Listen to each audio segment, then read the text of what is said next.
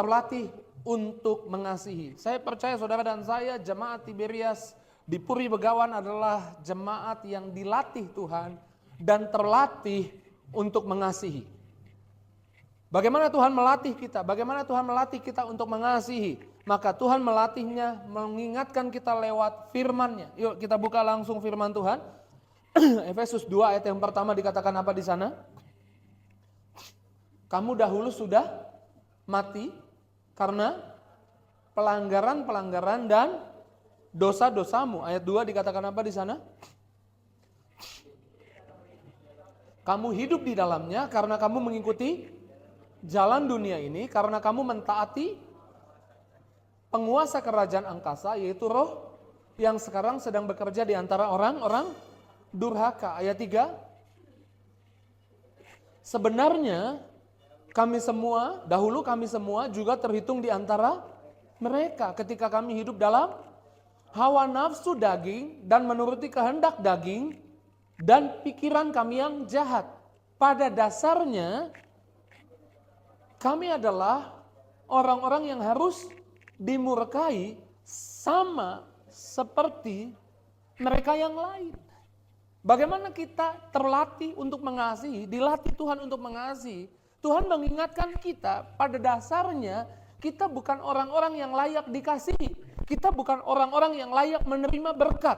Kita bukan orang-orang yang layak untuk menerima kebaikan. Pada dasarnya kita mewarisi dosanya Adam dan Hawa. Tapi di ayat 4 dikatakan, tetapi Allah, coba ayat 4, tetapi Allah kaya dengan rahmat oleh kasih-Nya yang besar yang dilimpahkannya kepada kita. Pada dasarnya kita nggak layak dikasihi. Pada dasarnya kita nggak layak diberkati. Pada dasarnya kita layak dijatuhi hukuman mati, masuk neraka. Tapi Allah besar kasih-Nya. Amin. Tetapi Allah besar kebaikan-Nya. Sehingga kita menerima kebaikan-Nya, kita diselamatkan oleh darah anak-Nya. Dan kalau saudara baca terus sampai ayat 10, saya nggak tulis di slide saya. Sampai ayat 10 dikatakan kita dibangkitkan bersama dengan Kristus. Kita dihidupkan, pada dasarnya harusnya kita mati. Tapi kita dihidupkan bersama dengan Kristus. Bahkan kita dikatakan naik bersama dengan Kristus. Dan di ayat 6 kalau saudara baca di Efesus 2, nanti di rumah baca, di slide saya nggak tampilkan. Di ayat 6 dikatakan kita duduk bersama dengan Kristus. Amin. Kita memerintah bersama dengan Kristus. Pada dasarnya kita nggak layak menerima semua itu. Tapi kita dikasihi. Kalau kita mengerti ini, kita tidak menaruh tuntutan pada orang lain. Kita tidak menaruh harapan pada orang lain. Kita bisa terlatih untuk mengasihi orang-orang yang menurut kita nggak layak untuk dikasihi. Orang-orang yang menurut kita nggak pantas untuk dikasihi. Tapi kalau Tuhan mengingatkan kita, pada dasarnya kita juga nggak layak dikasihi. Kita juga nggak layak diberkati. Tetapi Allah berlimpah dengan kasih-Nya. Berlimpah dengan rahmat-Nya. Sehingga Dia mengasihi kita. Sehingga kita mewarisi bersama dengan Kristus. Mewarisi apa? Mewarisi sikap, sifat, tindakan Kristus. Sampai Kristus atau Yesus Kristus dalam perjalanannya menuju kayu salib. Memberi perintah kepada murid-muridnya. Yuk kita buka ayatnya. Yohanes 13. Pada dasarnya kita harusnya terhilang, kita musuhnya Allah, kita ditinggalkan, kita harusnya dijatuhi hukuman mati. Tapi Allah berlimpah dengan kasih-Nya sehingga kita duduk bersama Kristus, kita memerintah bersama Kristus.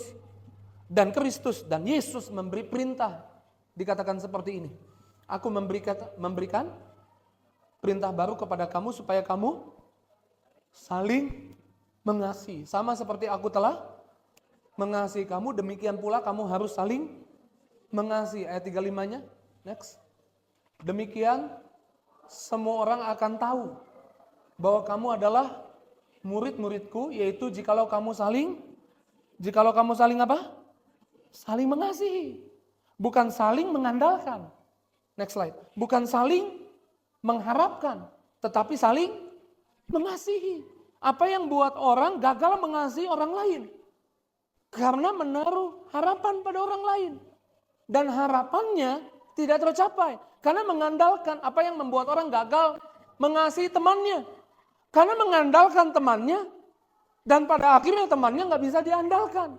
Apa yang buat orang jadi tersakiti? Apa yang buat orang jadi tersakiti? Karena dia tidak mengandalkan Tuhan, dia tidak mengharapkan Tuhan, tapi dia mengandalkan manusia. Apa yang buat kita hari ini kalau saudara sakit hati? Coba uji hatimu. Apa yang buat kamu sakit hati? Karena kamu mengharapkan sesuatu dari teman, dari keluarga, dari sahabat, dari orang di sekitarmu. Kamu terlalu banyak berharap pada manusia dan bukan berharap pada Tuhan. Karena manusia bukan untuk diandalkan. Manusia bukan untuk diharapkan. Manusia untuk dikasihi. Amin. Sesamamu untuk dikasihi. Sesamamu bukan untuk diandalkan. Bahkan kadang saya perhatikan 5 tahun sekali kasih mulai tawar. Sesama jemaat. Karena beda pilihan politik. Tadinya sama-sama duduk depan. Sekarang lihat dulu. Dia duduk depan gak? Dia duduk depan, gue belakang aja. Dia nomor ini sih. Gue nomor ini beda. Bahkan suami istri bisa tawar. Kasihnya. Karena beda pilihan politik. Kenapa? Karena mengandalkan, berharap orang bisa support atau orang bisa memberkati atau orang bisa mengikuti, bisa memenuhi harapannya. Kalau saya pilih ini, kamu juga pilih yang sama saya. Apa yang buat kamu tersakiti karena beda pilihan politik? Karena kamu berharap orang lain sama seperti kamu. Karena kamu gak berharap sama Tuhan. Karena kamu berharap sama manusia. Amin. Saya percaya kalau engkau mengasihi, kalau engkau mengandalkan Tuhan, kalau engkau berharap pada Tuhan, engkau akan terlatih untuk mengasihi sesamamu. Bahkan di next slide coba. Dikatakan seperti ini. Kisah Rasul 18 ayat 10 bagian A dikatakan, because I'm with you. Tuhan bilang, because I am with you. Karena aku bersamamu. Andalkan aku, harapkan aku. Tuhan bilang, jangan harapin manusia. Manusia bukan untuk diharapin. Manusia untuk dikasihi. Suamimu bukan untuk diandalkan, suamimu untuk dikasihi. Bosmu bukan untuk diandalkan, bosmu untuk dikasihi. Apa yang buat anak-anak buah kecewa sama bosnya? Karena dia berharap sesuatu pada bosnya dan tidak menemukan harapannya dipenuhi. Sehingga dia sakit hati. Kenapa bisa sakit hati? Karena dia nggak berharap sama Tuhan, dia berharap sama bosnya. Padahal bosnya bukan untuk diharapkan, untuk diandalkan. Bosnya untuk dikasihi. Dan Tuhan bilang, because I'm with you, kalau engkau mengandalkan aku, kalau engkau berharap kepadaku, no one will able to hurt you. Tidak ada orang yang bisa menyakiti hatimu. Kalau kamu mengandalkan Tuhan, kalau kamu memilih berharap, catat baik kata-kata saya.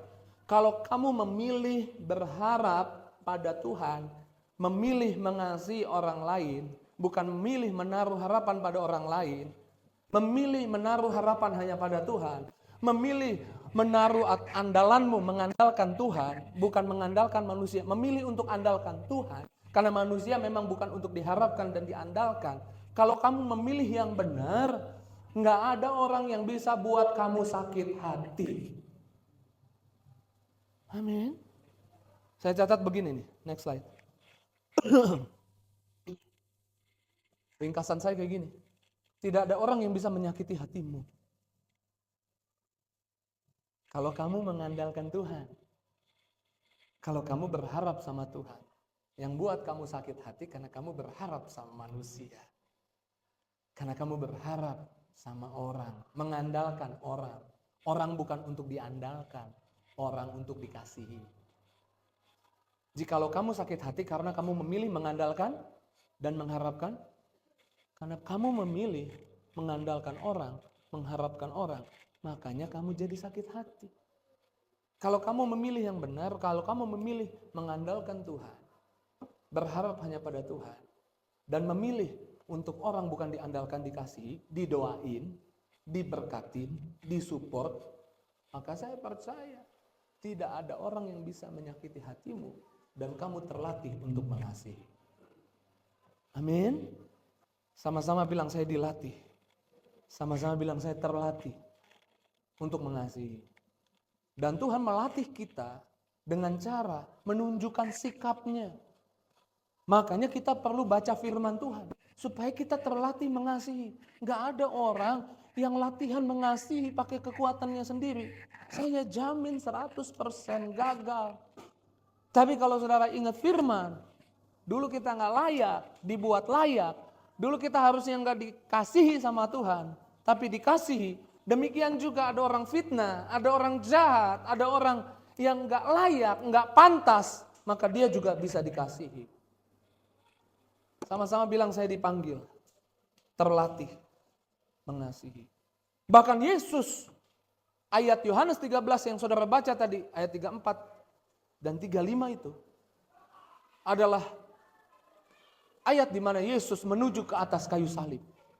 Tapi sebelum sampai di 34-35 pasti ada ayat 1, pasal 1 dikatakan apa di sana? Yuk kita baca pasal 1. Pasal 1. Yohanes 13 ayat 1. Sama-sama kalau sudah siap katakan Tuhan Yesus baik. Yuk kita baca 2-3. Sementara itu sebelum hari raya Paskah mulai, Yesus tahu bahwa saatnya sudah tiba untuk beralih dari dunia ini kepada Bapa.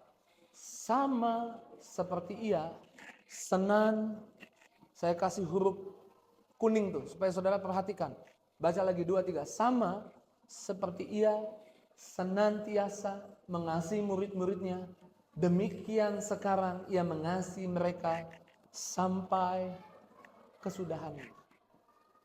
Sama seperti Ia senantiasa mengasihi murid-muridnya, demikian Ia mengasihi murid-muridnya sampai kesudahannya. Saudara perlu tahu ini, saudara perlu paham ini, mengerti ini, supaya saudara terlatih untuk mengasihi. Siapa yang punya masalah boleh angkat tangan? Punya masalah? Enggak ada masalah, puji Tuhan. Dalam hidup ini selalu kita berhadapan dengan masalah, urusan yang harus dibereskan. Mungkin ada di antara kita yang baru pulang dari dokter dan dokter bilang ada sakit di tubuh kita.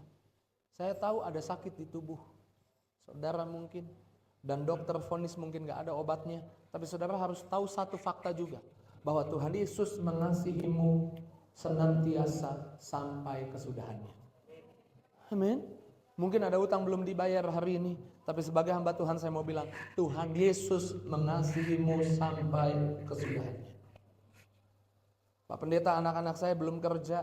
Pak Pendeta, anak-anak saya udah lulus kuliah belum kerja. Pak Pendeta, anak-anak saya lagi salah bergaul. Ada masalah di anak-anak saya. Saya gak tahu masalahnya apa. Saya nggak tahu doa saudara apa untuk anak-anakmu, tapi yang saya tahu Tuhan Yesus mengasihi senantiasa anak-anakmu sampai kesudahannya. Memang tepuk tangan yang dahsyat. Karena kita tahu Tuhan Yesus mengasihi kita sampai kesudahannya. Tuhan Yesus nggak pernah mengasihi sampai di pertengahan. Tuhan Yesus mengasihi Yairus sampai kesudahannya, karena di tengah jalan keluarga Yairus datang kepada Yairus dan bilang, gak usah susahin guru lagi, karena anakmu sudah mati. Lalu Yesus di tengah jalan itu tidak bilang, oh udah mati ya sudah. Tuhan Yesus bilang sama Yairus, jangan takut, percaya saja. Lalu Yesus melanjutkan perjalanan sampai rumah Yairus, karena Tuhan Yesus mengasihi Yairus sampai kesudahannya. Sampai anaknya dibangkitkan. Tuhan Yesus mengasihi Lazarus, saudaranya Marta Maria, sampai kesudahannya. Tuhan Yesus tidak mengasihi di tengah-tengah. Tuhan Yesus mengasihi sampai kesudahannya. Iya, Lazarus sakit, Lazarus mati. Tapi Tuhan Yesus mengasihi sampai kesudahannya. Orang bilang terlambat, orang bilang Yesus datang terlambat, udah mati 4 hari. Maria bilang udah bau busuk mayatnya. Tapi Tuhan Yesus mengasihi sampai kesudahannya. Amin. Supaya saudara hari ini mengerti. Next slide. 1 Yohanes 4, oke. Terlatih mengasihi sampai, oke ini, yuk kita baca sama-sama, 2-3. Dalam hal, inilah kasih Allah, sama-sama bilang kasih Tuhan sempurna dalam saya. Ketika saya berani percaya, siapa yang berani percaya? Angkat tangannya. Berani percaya apa nih? Sama seperti dia, sama seperti Yesus, demikian kita di dunia ini. Sejak saudara percaya Yesus, saudara jadi saudara kembarnya Yesus. Secara fisik saudara gak kembar, tapi rohmu, di dalammu ada roh Yesus. Kitab Roma bilang, Yesus yang sulung, kita yang bungsu. Kita saudara kembarnya Yesus. Sama seperti Yesus mengasihi murid-muridnya sampai kesudahannya. Demikian di dalam dirimu ada benih, ada kemampuan, ada kekuatan yang bisa mengasihi temanmu sampai kesudahannya. Yang bisa mengasihi keluargamu sampai kesudahannya. Amin. Tuhan Yesus mengasihimu sampai kesudahannya. Itu yang membuat kamu bisa mengasihi orang-orang yang mengadukan kamu demi ingin mendapatkan jubahmu, Alkitab bilang. Orang mengadukan kamu demi untuk dapatkan jabatanmu. Sehingga kamu bukan membenci, tapi kamu malah mengasihi sampai kesudahannya. Karena kamu tahu di dalam dirimu ada kemampuan untuk mengasihi sesama sampai kesudahannya. Amin. Saudara bisa mengasihi orang-orang yang jelek-jelekin kamu sampai kesudahan. Kalau saudara tahu di dalam dirimu ada kemampuan Yesus. Kemampuan Yesus apa? Yesus mengasihi murid-muridnya senantiasa dan mengasihi sampai kesudahan. Bilang kanan kirinya, kasih sesama senantiasa. Bilang kasih sesama sampai kesudahan. Nah, firman Tuhan ini, dengar baik nih. Firman Tuhan ini dimaksudkan, saya beriman, firman Tuhan ini dimaksudkan supaya orang di sekitarmu, temanmu, sahabatmu, orang jahat di sekitarmu merasakan kasih Allah dan datang pada Allah melalui kamu. Amin. Lalu ayat 2 bilang apa? Next slide. Mereka sedang makan bersama dan iblis membisikkan rencana dalam hati Yudas Iskariot anak Simon untuk mengkhianati dia. Sementara Yesus duduk makan, ada di antara mereka, satu di antara mereka yang berniat jahat kepada Yesus. Sementara Yesus sedang duduk makan, ada satu di antara mereka yang punya rencana untuk berbuat yang tidak baik pada Yesus. Dan yang saya suka, Yesus mengajar kita bagaimana kita bisa terlatih mengasihi ketika kita terlatih, next slide coba. Ketika kita terlatih menikmati hidup dengan baik. Yesus tahu Yudas akan mengkhianati dia. Yesus tahu Yudas merencanakan yang jahat terhadap dia. Tapi Yesus tetap duduk makan bersama dengan muridnya. Yesus tidak panik Yudas mau buat jahat sama dia. Karena Yesus tidak mengandalkan Yudas. Yesus tidak mengharapkan Yudas. Yesus mengandalkan Tuhan. Yesus mengharapkan Tuhan. Dan Yesus berbuat baik senantiasa kepada murid-muridnya, termasuk kepada Yudas, sampai kesudahannya. Sehingga Yesus tahu itu, membuat Yesus bisa menikmati hidup, walaupun keadaan sedang tidak baik-baik saja. Amin.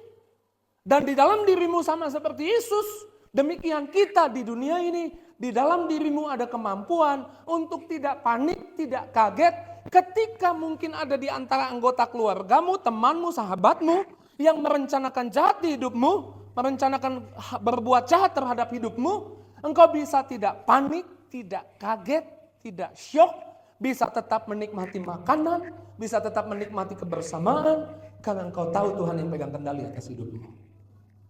Amin. Karena kepanikan membuat kita gagal mengasihi orang lain seringkali. Mami, mana kunci tadi mobil? Lah, Dedi yang taruh di mana? Enggak, tadi aku taruh di sini. Mami nih enggak ingetin aku tadi taruh kunci di mana. Panik. Lah, kok jadi aku yang salah sih? Kepanikan buat salah ngomong, menyakiti hati orang. Gagal terlatih mengasihi. Tapi kalau saudara bisa menjalani, menikmati hidup dengan baik. Yesus tahu loh, ada Yudas yang merencanakan jahat buat dia. Tapi Yesus kasih contoh.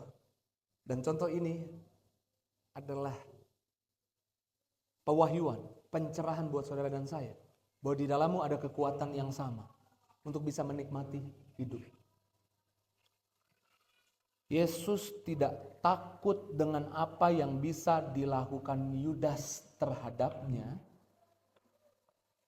Dan Yesus bisa tetap makan, menikmati makanannya.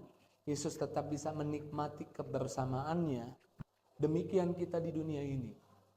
Kita tidak takut dengan apa yang bisa dilakukan Yudas yang ada di sekitar kita terhadap kita. Kita telah diberi kemampuan untuk bisa menikmati hidup walau kehidupan sedang menghadang kita. Amin. Sehingga kita bisa terlatih untuk jadi berkat bagi banyak orang.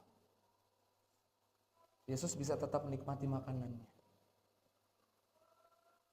Ini contoh sempurna dari Mazmur 23 ayat 5. Engkau menyediakan hidangan di hadapan lawanku. Bahkan saudara bisa berbuat baik sama seperti Yesus. Bisa tetap menikmati Yudas yang buat jahat, rencana jahat. Dia tetap bisa duduk makan bersama Yudas. Dia bisa tetap menikmati makanan. Sama-sama bilang, saya terlatih untuk menikmati hidup dengan baik. Saya terlatih untuk mengasihi. Amin. Yuk, next slide. Ayat berapa tadi? Oke, sekarang ayat 4 dan 5. Lalu bangunlah Yesus, menanggalkan jubahnya, mengambil sehelai kain lenan, mengikat pada pinggangnya. Terus, next. Ayat 5-nya bilang apa? Kemudian ia menuangkan air, basi itu baskom lah kurang lebih, baskom. Lalu mulai membasuh kaki murid-muridnya, lalu menyeka dengan kain yang terikat di pinggangnya itu. Kalau saudara baca Yohanes 13 sampai ayat 5, Yudas masih ada di situ. Nanti di bawah ketika mau perjamuan Yudas baru pergi. Tapi di sini masih ada Yudas. Yesus tahu Yudas akan berbuat jahat kepada dia. Yesus tahu Yudas merencanakan hal jahat terhadap dia. Tapi Yesus tahu bagaimana memperlakukan orang lain dengan baik. Next slide. Saudara dilatih atau terlatih untuk memperlakukan orang lain dengan baik. Amin. Dan saya percaya seringkali tanpa sadar kita tanda kutip sama seperti Yudas. Nyalahin Tuhan, marah sama Tuhan. Tapi Tuhan tetap memperlakukan kita dengan baik. Amin. Dan sama seperti dia, siapa? Yesus Tuhan. Demikian kita di dunia ini. Demikian kita di dunia ini. Bisa memperlakukan orang-orang yang gak adil sama kita dengan baik. Saudara harus tahu bahwa kekuatan ini bukan di luar saudara, tapi ada di dalam saudara. Karena di dalam ada Yesus. Siapa yang percaya dalam hidupnya ada Yesus? Ada roh Yesus. Minggu lalu kita bahas out of the box. Yesus udah out of the box dari surga, datang ke dunia. Lalu Yesus out of the box, 2 minggu lalu ya? 2 minggu lalu, oke. Lalu Yesus out of the box. Rohnya Yesus out of the box dan naik ke surga. Lalu roh yang bersama dengan Yesus ketika melayani di bumi, out of the box dari surga hari Pentakosta, dan diam ada di dalam kita hari ini. Amin. Di dalammu ada kekuatan, kemampuan yang sama seperti Yesus memperlakukan Yudas dengan baik. Di dalammu ada kekuatan untuk memperlakukan sesamamu, temanmu, sahabatmu dengan baik, keluargamu dengan baik. Yuk tepuk tangan dulu yang dahsyat dan luar biasa. Oke, sampai di bagian keempat cepat saja. Yohanes 13 ayat 12 sampai 15. Pemain musik boleh siap-siap. Yohanes 13 ayat 12 sampai 15. Saudara sampai di poin ini saudara diberkati. Saudara yakin saudara sedang dilatih dan bisa terlatih untuk mengasihi. Mana tangan-tangan yang yakin dengan iman kita dilatih dan terlatih untuk mengasihi. Jadilah sesuai imanmu, jadilah sesuai imanmu, jadilah sesuai imanmu. Tepuk tangan dulu, aplaus dulu yang dahsyat.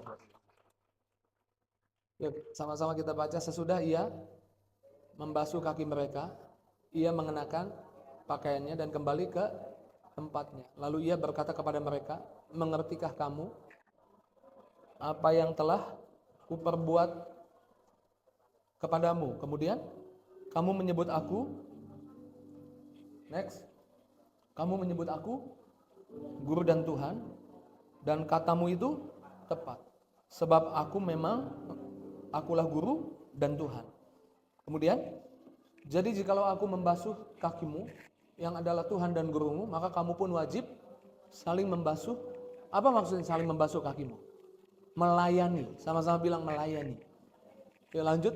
Sebab aku telah memberikan suatu teladan kepada kamu, supaya kamu juga berbuat sama seperti yang telah kuperbuat kepadamu. Slide terakhir saya tulis apa di sana?